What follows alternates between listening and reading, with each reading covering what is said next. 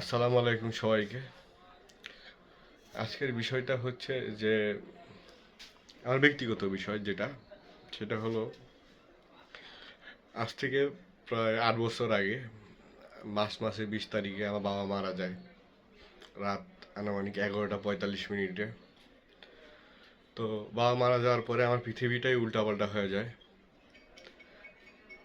খুব হাড়ে ব্যথা, মানে নানা রকম অসুখে আমি পড়ে যাই, মানে আমি সেটা কোনোভাবেই মেনে নিতে পারতাম না। আমার মাও অসুস্থ হয়ে যায়, অনেক বড় বড় ডাক্তার, পপুলার তারপরে আলোক ইত্যাদি অনেক বড় বড় হসপিটাল দেখাইছি।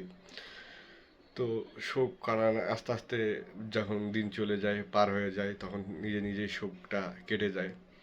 তো বাবার স্মৃতি হিসাবে আমাদের কাছে আমার ছবি আছে অনেক, বাট আমি ছবিগুলো আপলোড করি না। ছবিগুলো আমি সবসময় গুগল ড্রাইভে রাখি, কারণ আমি ওগুলো ছবি দেখতে পাই না, দেখলে আমার খুব কষ্ট লাগে। এবং আমি সেই ছবিগুলো মানে আমার মাকে দেখাই না, কারণ মাও আপসেট হয়ে যায় ছবি দেখলে। তো সবচেয়ে বড় বিষয়টা হচ্ছে যে আমার বাবাকে, আমার দুই ভাই বোন, আমরা দুই ভাই এক বোন, আমি সবার ছোট।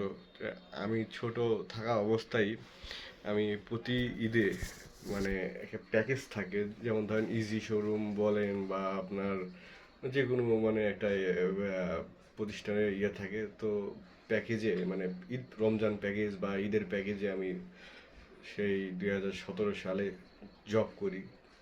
মাসে দেখা যায় যে 25 থেকে 26 হাজার টাকা এক মাসের জন্য দেয়।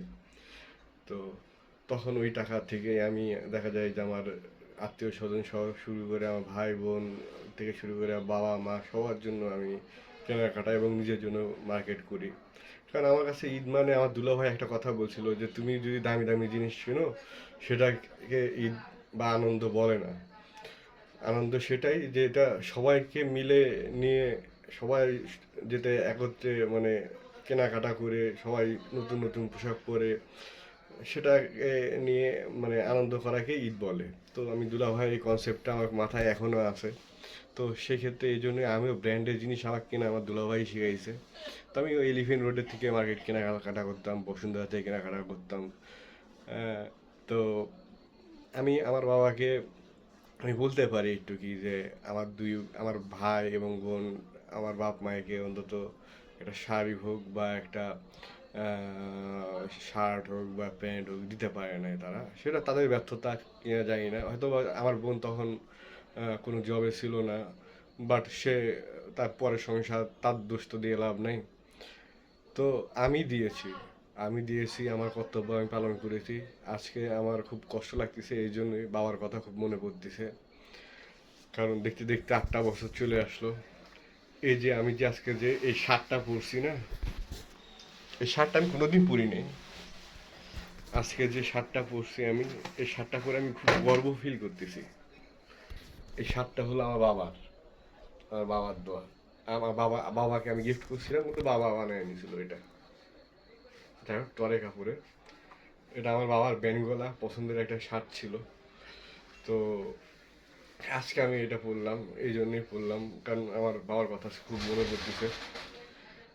এই শার্ট আমার কাছে 18 সালের আগে মূল্যহীন ছিল, স্যাম্পল একটা শার্ট। কিন্তু এই শার্টটাই বর্তমানে স্মৃতি, যেটা কোটি টাকা দিয়েও কিনা যায় না। হাজারো কোটি টাকা দিলে ওই শার্ট পাওয়া যাবে না, কারণ এই শার্টের ভিতরে আছে আমার বাবার শরীরের গন্ধ, যেটা আমি এখনো ফিল করি আমি যেটা। আর সবচেয়ে বড় কথা হচ্ছে এই যে আমি সবাইকে আহ, আমার যথেষ্ট নিজের জায়গা থেকে আমি স্টুডেন্ট লাইফ থাকা অবস্থায়, আমি মিরপুর ইউনিভার্সিটিতে পড়া অবস্থায় বা আমি কলেজে পড়া অবস্থায় আমি আহ, সবাইকে দিয়েছি কোনো কম বেশি যেটুক পারি, মার্কেট বা কেনাকাটা ঈদ সম্পর্কিত যা আছে আমি দিয়েছি, আমার কর্তব্য আমি পালন করছি। তবে আমার যে এই শার্টটা দেখতেছেন না, এই শার্টটা হলো আমার বাবার শেষ স্মৃতি। এই শার্টটা আমার বাবার শেষ স্মৃতি। আমার বাবা এই শার্টটা পরে মারা যাওয়ার 2 মাস আগে বোনের বাড়িতে যাওয়ার জন্য আয়রন করে রাখছিল। বোনের বাড়িতে যাবে, পরে এই শার্ট, সাথে ছিল হলো ট্রাউজার, ভ্যানগুলা সাত যেহেতু সে বানিয়েছিল, কাপড়টা আমি যদিও কিনে দিয়েছিলাম। বোনের বাড়িতে যাওয়ার জন্য সে মানে আয়রন করে রাখছিল, কিন্তু সেটা পূরণ হলো না, তার ইচ্ছাটা পূরণ হয়নি। আল্লাহ তাকে নিয়ে গেছে, তো আল্লাহ তাকে জান্নাতবাসী করুক। আমি সন্তান হিসাবে যে নামাজ কালাম পড়া বা তার জন্য দোয়া, দোয়া তো অবশ্যই করি, কিন্তু নামাজ কালাম পড়া বা ইয়ে করা, সেটা করা আমি মানে হয় না। তবে আমি মন থেকে চাই যে আমিও নামাজ কালাম পড়ে আমার বাবার জন্য দোয়া করি। আর বোনের দিক দিয়ে কথা বলতে আসলে, বোন আমাদের জন্য মানে আমি আমার মায়ের জন্য যথেষ্ট পরিমাণ করছে। এখন হয়তো তার রাগ, বাট সে আমাদের জন্য অনেক কিছুই করছে। তো এদিক থেকে সে পরে সংসার করে, তো সে আর কি করবে, ও যথেষ্ট করছে। আমার বোনের কথা বললে 8-10টা বোনের থেকে আমার বোন আলাদা। আমি আমার বোনকে নিয়ে প্রাউড ফিল করি। আর আমার ভাই, সে তো কি বলবো, কিছুই বলার নাই তার সম্পর্কে। সে বড় তো সবার, উল্টা তাকে দোয়া লাগছে। তো আজকের এই শার্টটা পরে আমি নিজেকে মানে হারিয়ে ফেলছি, মানে নিজের ভিতরে নিজের নাই। আমি আবেগময় হয়ে গেছি। আমি আজকে শার্টটা পরে আমার কাছে আমার নিজের বাবার মানে মনে হচ্ছে যে ছোঁয়া পেয়েছি। তো এটা আমি ভাইরাল হওয়ার জন্য বা ভিডিও করার জন্য আমি আর করিনি, বাট মন থেকে বলছি যে আমি কখনোই আব্বার সাথে আমার কোনো ছবি নাই, বা আমার মায়ের সাথে আমার কোনো ছবি নাই। আমার জীবিত, তারপরে আমি ছবি নাই। বাট আমি যে ভালোবাসি এটা কখনো তাদের ভাই বোন বা বাপ মা তাদেরকে বুঝাইতে পারিনি, এবং কি ভালোবাসার মানুষও বুঝতে পারেনি বা বুঝাইতে পারিনি। আর 18 সালের পর থেকে এখন পর্যন্ত আমার লাইফে ট্র্যাজেডি ঘটে, একটার পর একটা সমস্যায় আমার পিছু ছাড়ে না।